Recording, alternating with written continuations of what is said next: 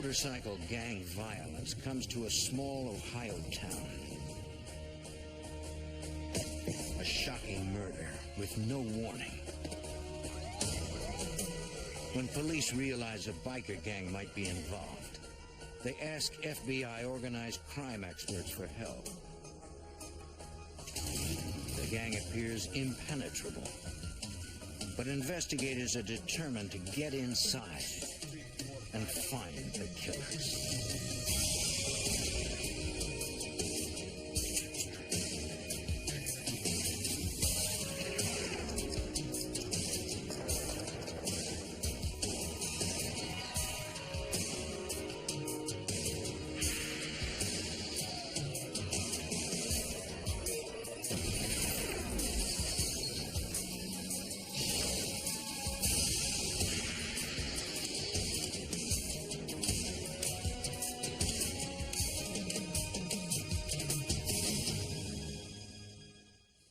When gangs go to war, they don't care who gets in the way.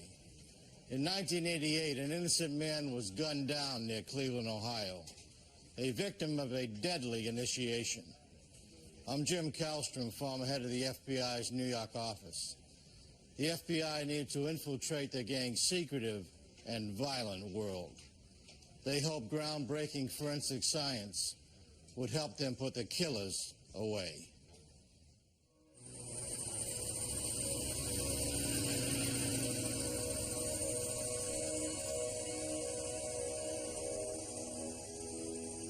To most riders, motorcycles represent freedom, adventure, and fun. But some bikers come together to form dangerous gangs. As the ranks of these gangs grew in the 1980s, the violent crime attributed to them increased. Like the mafia, their often criminal enterprise drew the attention of FBI organized crime squads, according to Cleveland FBI Special Agent Stuart Schoaf. The motorcycle gang problem throughout the United States was fairly large at that time. We had a large chapter of motorcycle gang members here in Cleveland. The principal biker gang in Cleveland made their money off drug dealing, theft of interstate shipments, and extortion. Like mob families, they protected their interests and their secrets with violence.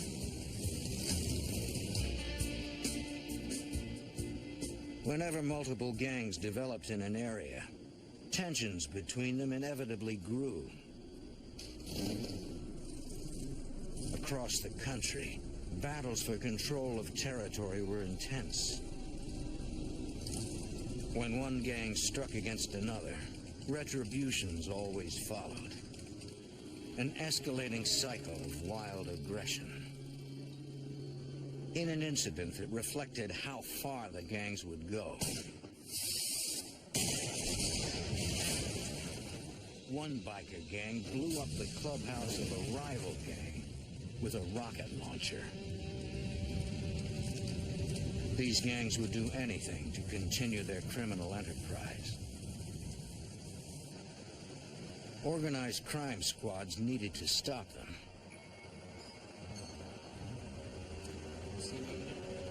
Trying to develop information on the major gang in Cleveland, agents tried surveillance.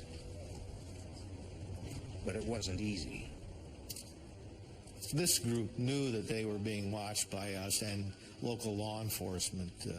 When they had a meeting at their clubhouse, they would post a guard out in front of the chapter clubhouse and watch for any suspicious cars in the neighborhood.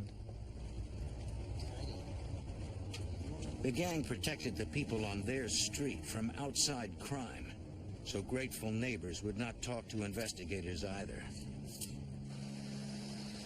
The Cleveland gang might have guarded those in their own neighborhood, but not everyone enjoyed such safety.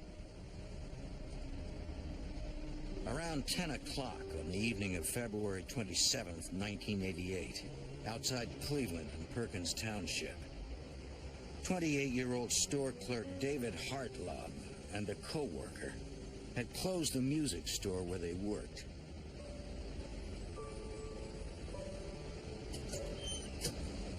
Hartlaub was headed to a nearby bank to deposit the store's cash receipts.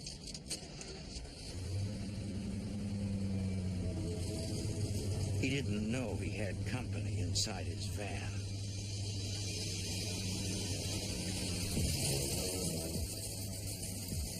Or that he was being tailed.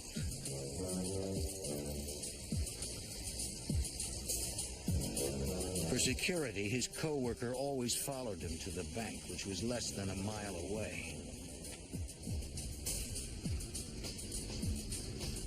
By the time they got to the bank, his co-worker had fallen 20 seconds behind.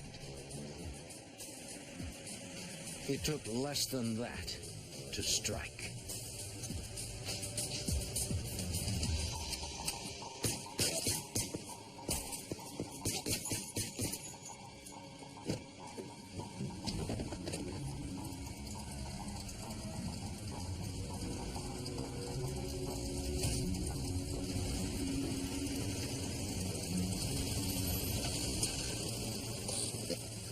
When the co-worker pulled up, he saw the van taking off.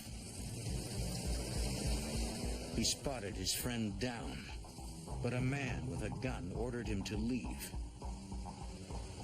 Several other customers came to use the ATM and were ordered at gunpoint to stay in their cars. Then the gunman ran off, leaving David Hartlaub lying on the asphalt.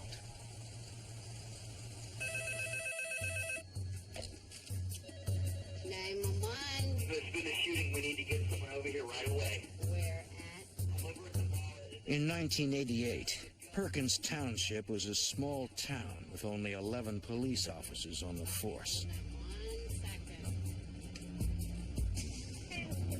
We have shots At the bank behind the mall. fired. 2 or 3 subjects involved, possibly left in a van. Within minutes, nearly all of the Perkins Township officers were on the scene, including current police chief Tim McClung. The crime scene overall was very chaotic when I arrived. The paramedics were first approaching the victim. He was on the ground. He was struggling to try and right himself, obviously seriously injured. Hartlaub was in shock, but alive.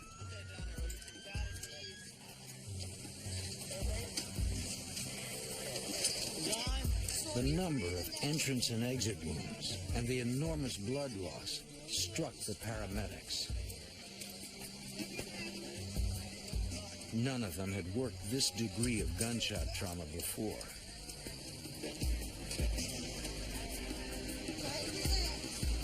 The best they could do in the field was keep him breathing and stem the blood flow.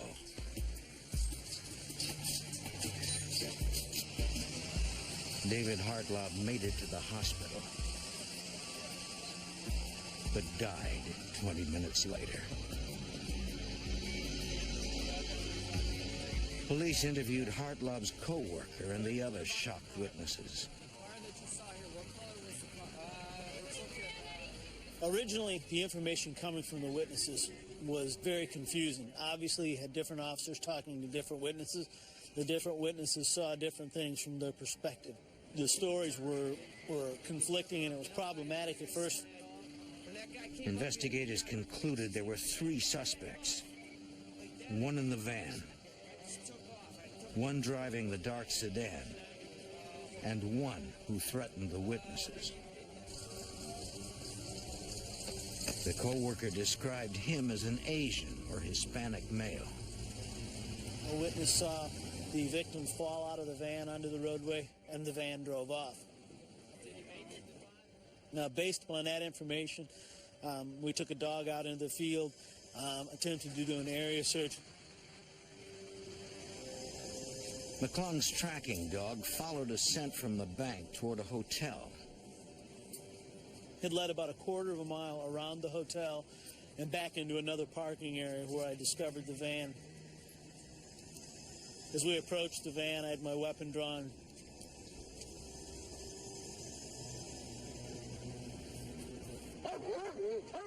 The dog barked its signal for clear, but McClung and the backup officer had to be sure.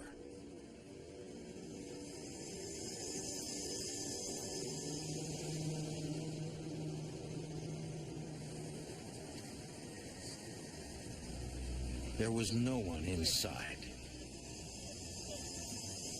We weren't sure if the suspect could still be in the area. I mean, he could have been in a tree line watching us for all we knew. The technicians began processing the second crime scene to determine what had happened. There were rounds that penetrated through the back of the driver's seat, through the victim, and out through the door of the vehicle. It went along with the theory that he was ambushed inside the vehicle, that the shooter was behind. Technicians noted a great deal of blood spatter, mostly on and around the front seat.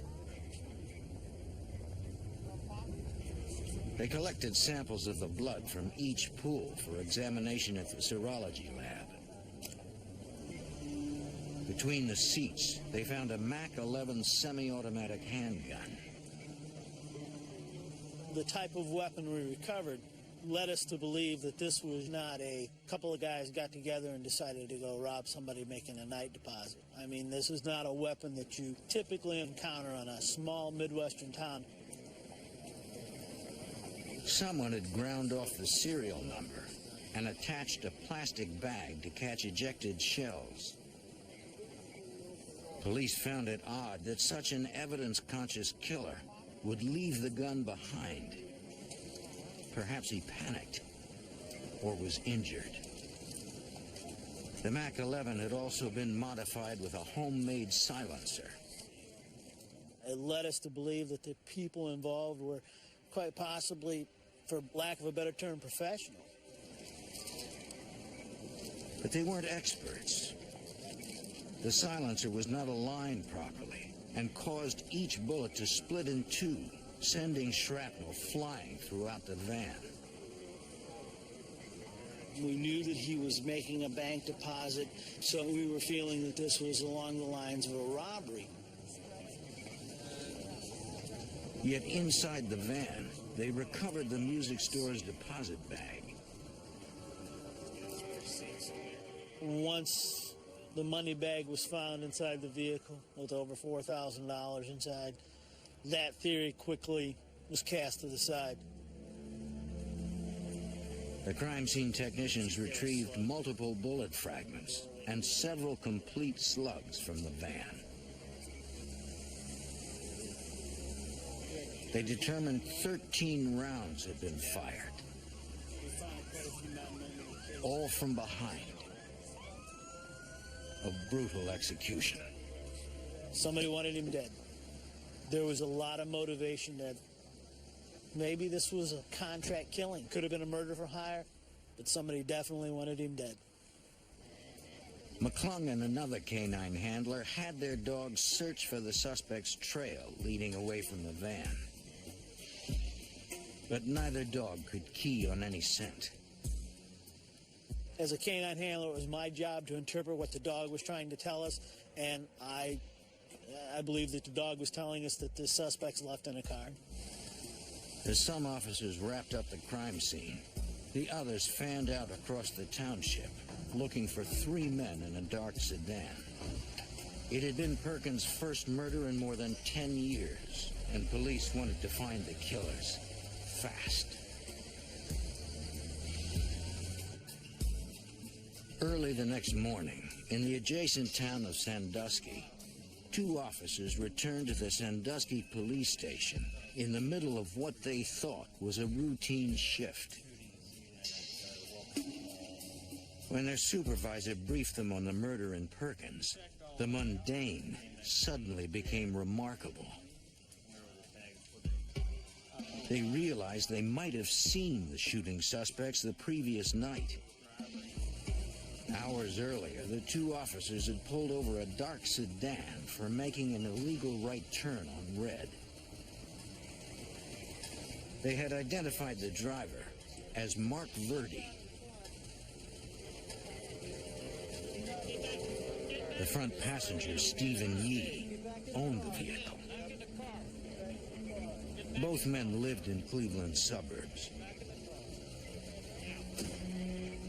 The officers noticed Yee wore a belt buckle with the Cleveland biker gang's insignia and a hunting knife, though that was not illegal. What do you got that for? The third man was in the back seat, but at the time, they had no reason to check his ID.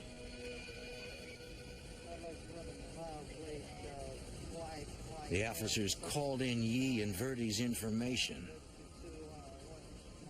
Everything was in order. Since they were unaware of the shooting, they let the three men go.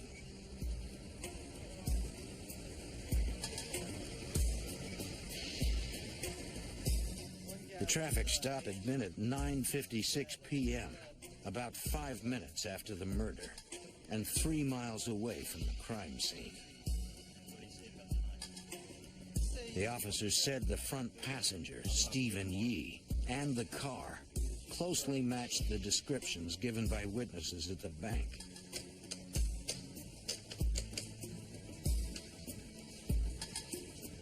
Sandusky police immediately alerted their colleagues in Perkins, frustrated that the killers might have gotten away because of a technology glitch. At the time, the Perkins Police Department and the Sandusky Police Department, which have a bordering jurisdiction, were operating on two separate police frequencies. The officer had no idea that we had just had a shooting. The belt buckle was an important clue. Police knew anyone wearing the gang's insignia was almost certainly a member. A non-member caught wearing the insignia risked violent punishment or death.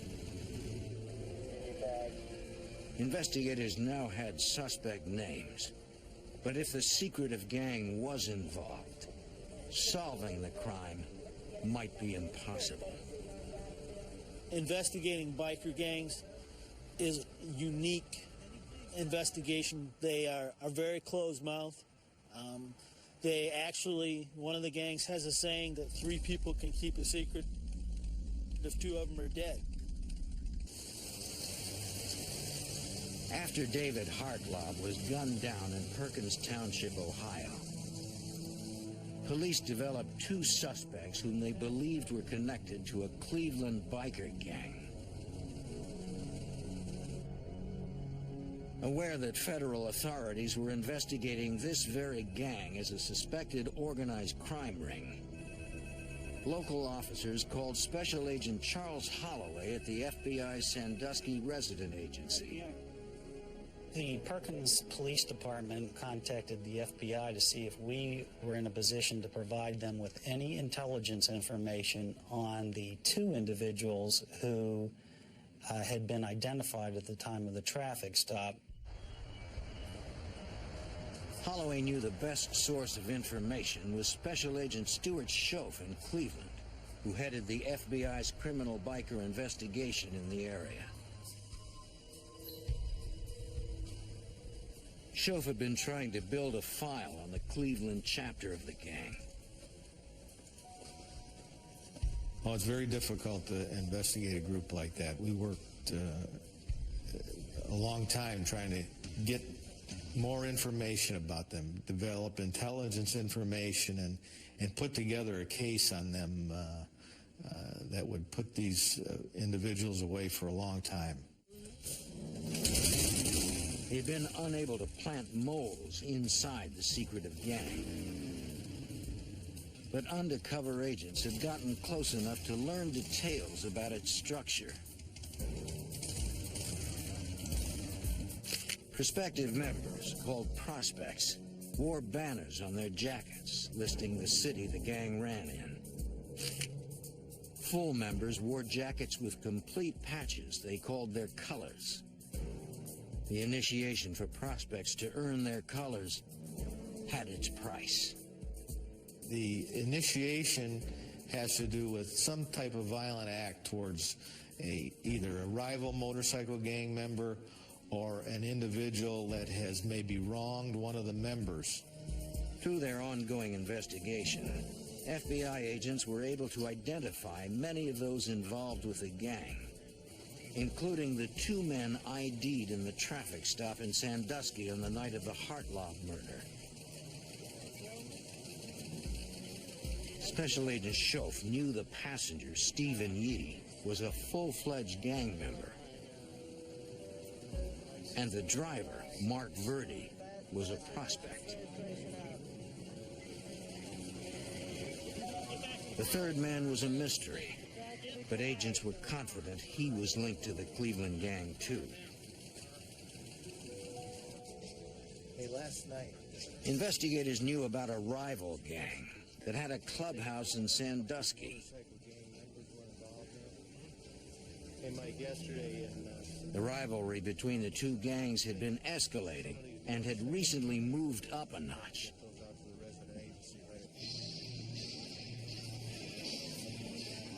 Agents had heard of an incident in a bar a few months earlier.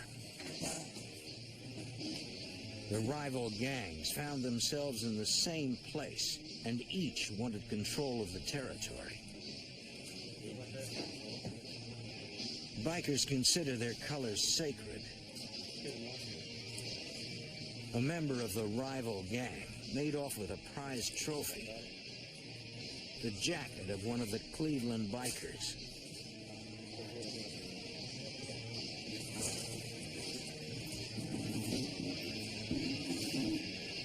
It was a profound insult.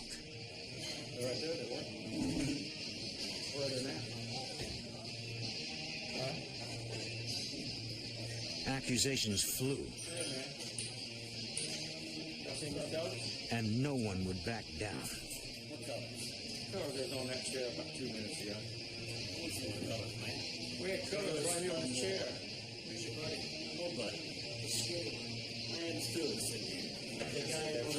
Man, come on, wait. Put up the time, man. In the brawl, one of the Cleveland bikers was shot. Agents had developed a confidential informant associated with the gang. He told them that after the fight, he was at a party where the Cleveland gang talked about the incident. They were looking to retaliate.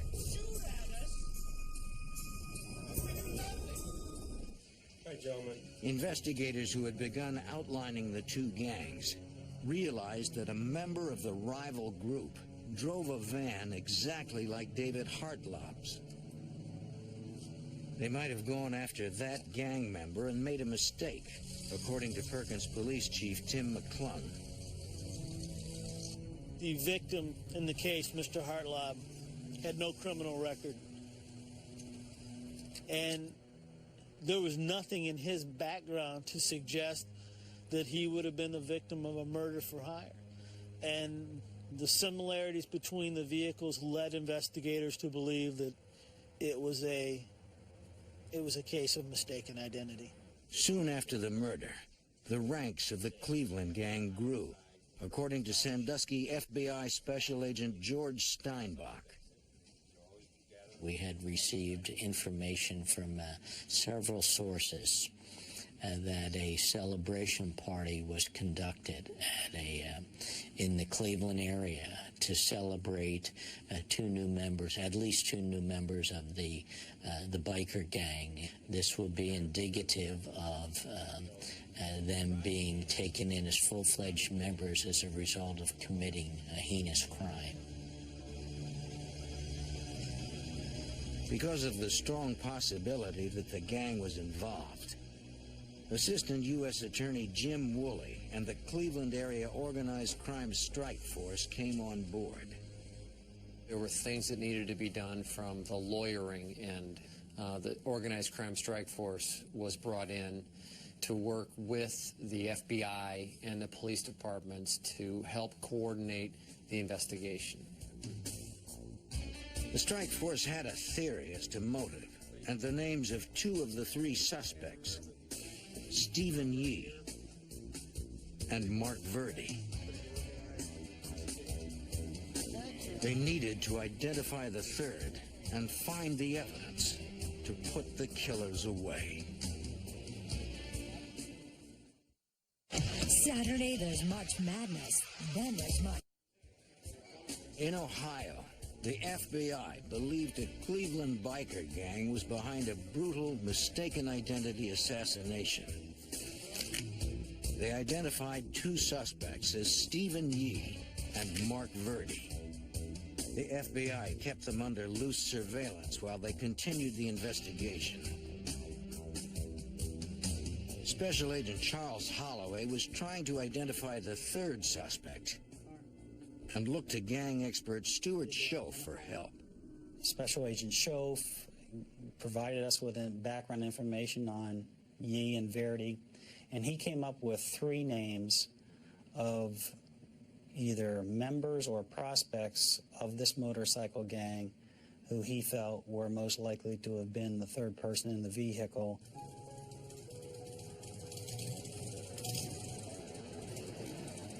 Investigators needed to interview those three men. The two bikers they found first had solid alibis for the night of the murder. Non-gang members corroborated their stories, and the two men were eliminated as suspects.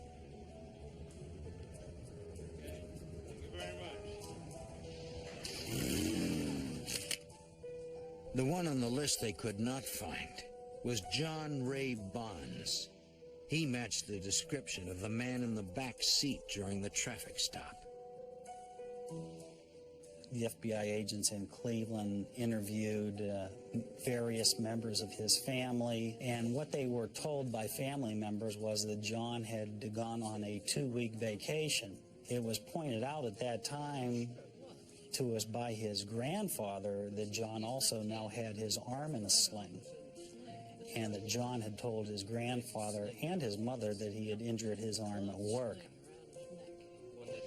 None of the family knew exactly where Bonds was vacationing. While the Cleveland FBI continued the search for Bonds, the nearby East Lake Police Department turned up important information about suspect Mark Verdi, the driver during the traffic stop. Detective Bob Jackson developed the lead. A fraud investigator from a local bank contacted us, telling us that, well, I have this fraud case involving Mark Verdi, where he had taken out a loan for several $1,000s, landed up using a $10,000 collateral to get the loan, and then end up stealing the remainder of the money from a good friend of his. Like most other investigators in the area, Jackson was familiar with the Hartlaub murder. He knew that Verdi was a suspect and that the FBI needed more evidence on him. The Superior Court judge signed a warrant that allowed East Lake Police to search Verdi's home for evidence in the fraud case. FBI agents accompanied them. Legally, they could only observe.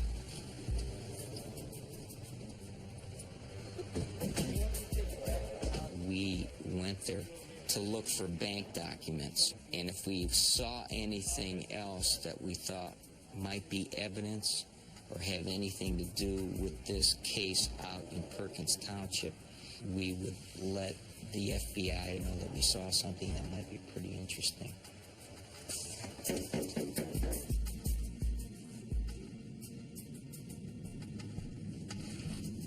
Verdi? Detective Jackson, you said, please, Detective Bowersox, we have a search warrant for your premises. Well, it's very The suspect was not at home, but his wife was fully cooperative. you mind if we come in? When they explained the warrant and her rights, she let them in. After half an hour, Mark Verdi came home. Hey, Mark? How you doing, Mark? Mark Verdi?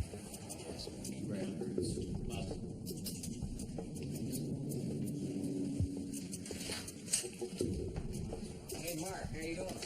Okay. Mark, come on. We'll let him in. Mark, we got a search warrant for your residence. We got some federal agents here. We got detectives from Eastlake. He seemed unfazed by the police presence. Take a look at it. Remember that theft case? Do you remember? We'll take a look at it.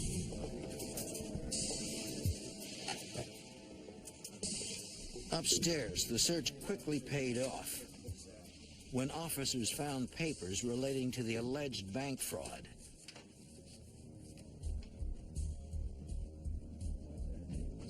But more importantly, they also discovered several items that might help the FBI with the Hartlaub murder. We found a briefcase, and you open up the briefcase and there's a mask in there, there's gloves, and the grinder was in there. And shavings, metal shavings.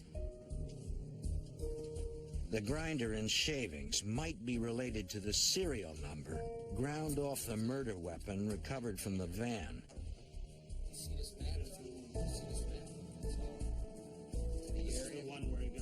As we're searching, we see a map, and it's folded up unusually, and we look at it, and you open it up, you look at it, and you see Sandusky, Perkins Township area kind of highlighted and pointed out.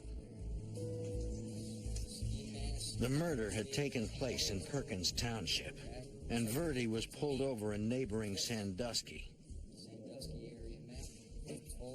It was time for Special Agent Stuart Schoaf and the other agents to take on a role beyond that of observers. We decided to get a federal search warrant, and we did that, waiting some time at the residence while several agents went back to the office and drafted the affidavit and search warrant. With the federal warrant outlining evidence sought in connection with the murder, agents could conduct an additional search of the Verdi home and seize any related items.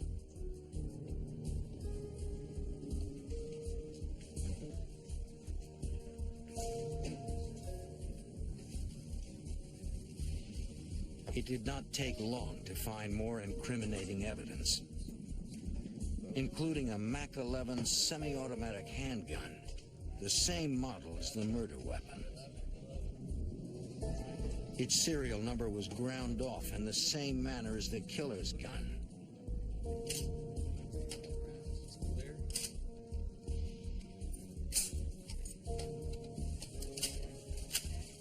And we also found a pistol in the wood bin.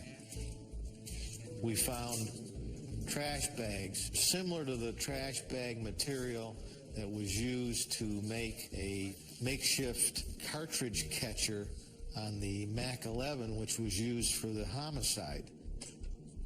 With probable cause increasing, agents secured a third warrant to search the vehicle Mark Verdi drove on the night of the murder. At the Cleveland Federal Building's garage, FBI technicians processed suspect Stephen Yee's car.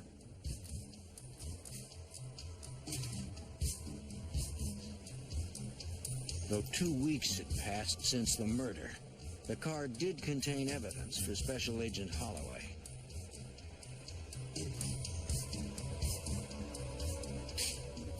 During the processing, we located 2 shell casings, 9mm shell casings in the vehicle. The 9mm specification was the right caliber for use in a Mac 11. Agents sent the shells to the FBI's ballistics lab for comparison against the murder weapon. Some hairs? The technicians also recovered hair samples from the back seat of the car. And we found spatters of what was determined to be human blood on the rear of the passenger seat. Liquefying the blood with distilled water, the technicians collected samples.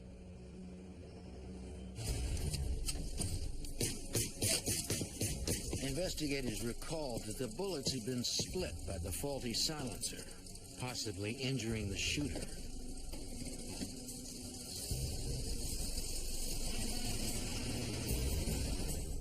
Neither Stephen Yee nor Mark Verdi seemed to have a fresh gunshot wound.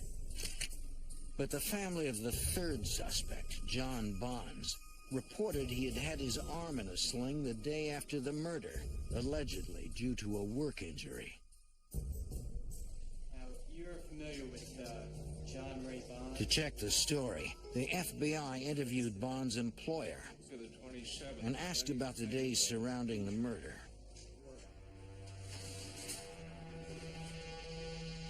There was no record of Bonds suffering any injury at work. Record there? The pieces were falling into place, but they still had no direct proof. We obtained a search warrant for hair sample, blood sample, and for John to be examined by a physician for signs of him having sustained some type of a gunshot wound. They had the warrant. Now they needed to find the suspect. Just like any other fugitive search, you would interview family, friends, continuously checking back with the employer, spot check his residence, other places that he's known to hang out, such as a clubhouse, friends, bars where he's known to hang out. And all that was done in an effort to locate John Bonds unsuccessfully. Nothing beats the taste of honey bunches of oats with real strawberries. It's full of sun-ripened strawberries and 10 grams of whole grain per serving. Mmm, delicious. Nothing's better than honey bunches of oats with real strawberries. In 1988, Ohio authorities sought John Ray Bonds, who had left the area after a murder in Perkins Township. After weeks of searching for Bonds, Special Agent Charles Holloway got an important call. On March 14th, 1988, John's attorney contacted the Cleveland office of the FBI and said that John knew that the FBI was attempting to locate him and that he would present himself at the FBI office in Cleveland on March the 16th of 1988, which he did.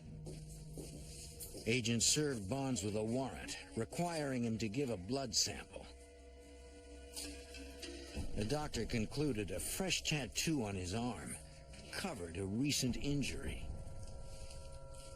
Bonds did not know the FBI was developing innovative DNA profiling technology that might conclusively match a suspect's blood to samples from a crime scene.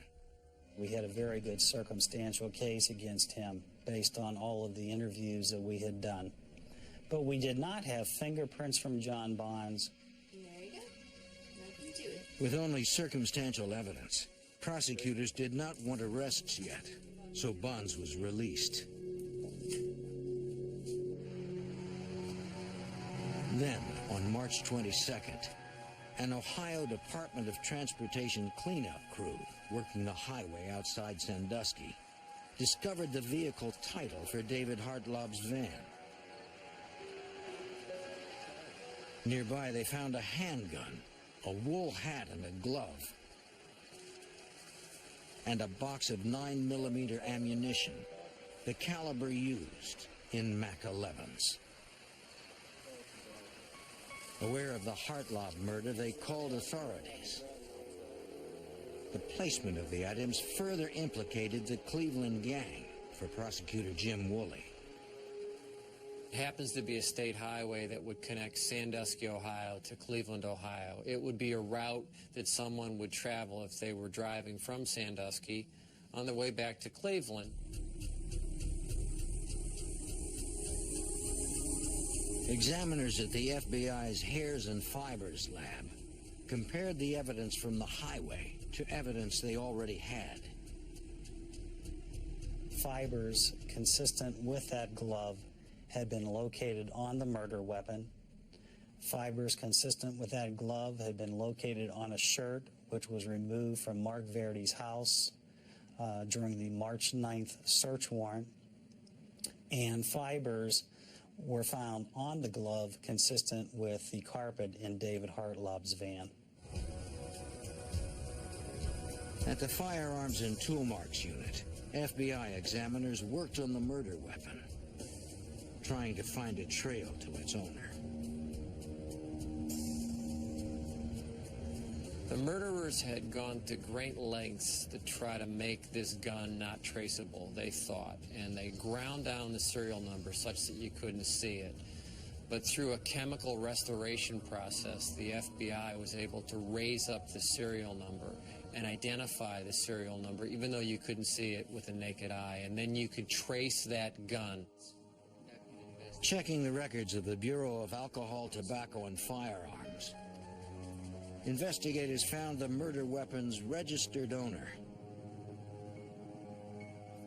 He confirmed that he used to own that Mac 11 and the one found at Verdi's house. But several months earlier, both guns had been stolen from his car, which he had parked outside a friend's house. That friend's name was Stephen Yee. The circumstantial evidence against Yee, Verdi, and Bonds was building. But agents wanted something more definite before they made arrests. In April 1987, they learned of a breakthrough regarding the blood evidence in the case. FBI serology experts had determined that the blood in David Hartlob's van had actually come from two individuals, presumably the victim and an assailant.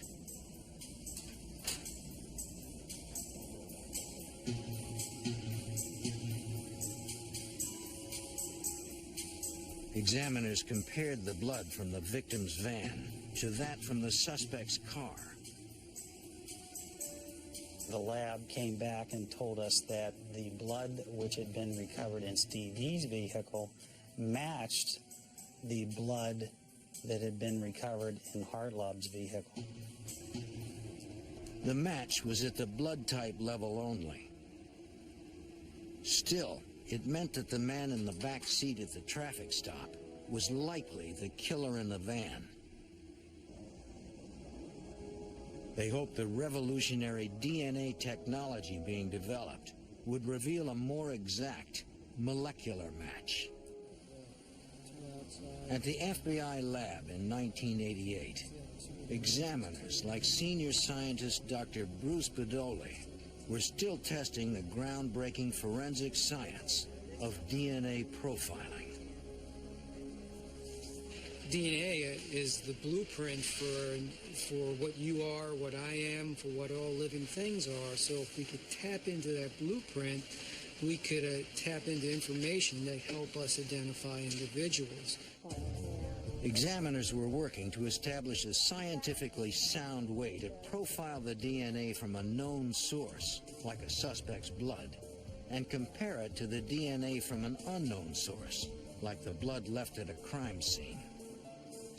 And we generate a profile of looks something like a barcode, that then we compare that barcode to another barcode. And the barcodes are in the same kind of pattern. They may have come from the same source. By early 1989, after years of testing quality control, the examiners believed they were ready to use this science in the federal courts. The Hartlob case would be the first one. Examiners profiled the DNA sequence from the blood in the van and from the blood of John Bonds. Comparing the markers of the two sequences, they made a match. Exactly the evidence Assistant U.S. Attorney Jim Woolley needed. The DNA was a critical piece of the puzzle because it provided virtually conclusive evidence that John Ray Bonds, a member of the biker gang, the third man in the back seat of the car with Steve Yee and Mark Verdi, stopped 5 minutes from the homicide, had bled inside the van. March 7th, 1989. More than a year after the murder, it was time to bring in the killers. In the hours before dawn, SWAT teams prepared for a simultaneous takedown of the three suspects. They knew it was safest to catch them while they were still asleep.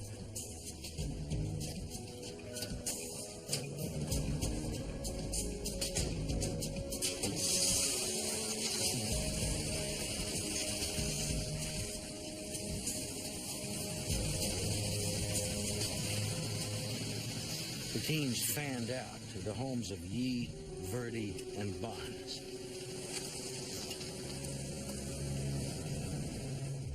One team moved on Verdi's house,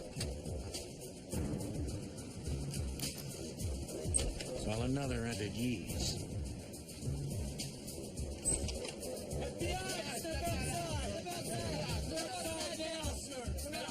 Mark Verdi was arrested without a struggle. Anybody in town? At the same time, and 20 miles away, his fellow gang member Stephen Yee was taken into custody as well. But the third suspect, John Ray Bonds, was not at home. Nor was he with known family members. The man investigators believed was a ruthless assassin. In the summer of 1989, authorities on the trail of fugitive John Ray Bonds had him profiled on a nationally televised crime show. On the afternoon of November 8th, 1989, a patron at a bar in Paducah, Kentucky, spotted Bonds. He remembered the tattoos on the fugitive's hands from the TV show and took a chance.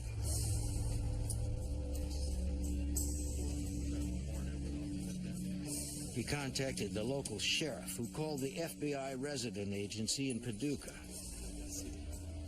They were ready to arrest Bonds, but they had to be careful, according to Special Agent Stuart Shove. They felt that going into the bar would, there may be some trouble if they entered the bar at that point, because there were a lot of biker types in the bar, and they did not want to have any type of confrontation.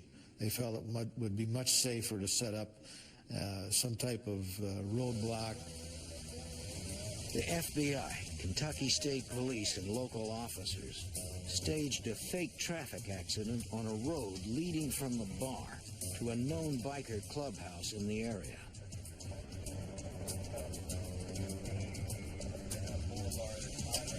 When Bonds and another gang member left the bar, agents followed.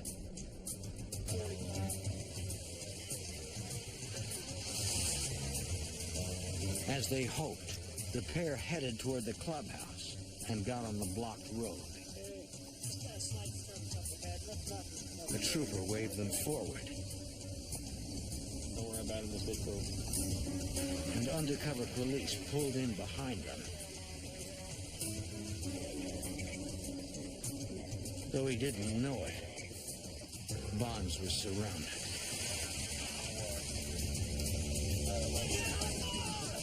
Get out of the car! Get out of the car right now!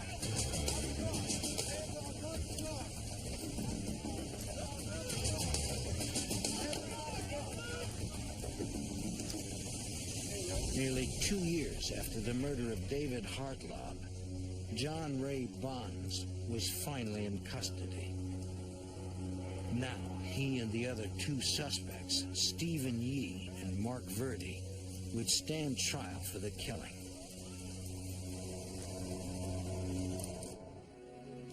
After months of hearings, Assistant U.S. Attorney Jim Woolley succeeded in getting the DNA evidence ruled admissible. With it and the other evidence, he went into the trial confident. This is a case where just piece after piece after piece of evidence was built through forensic testing, ballistic testing, serology, forensic chemistry, hair and fiber analysis, DNA analysis, serial number restoration, and you start just building those things one on top of the other, and there's really very little that a defense attorney can say when faced with a case like that. Stephen Yee, Mark Verdi, and John Bonds were all convicted of murder and sentenced to life. The unrelenting investigation put 3 killers behind bars and helped open the door for a forensic technology that has changed criminal investigations forever.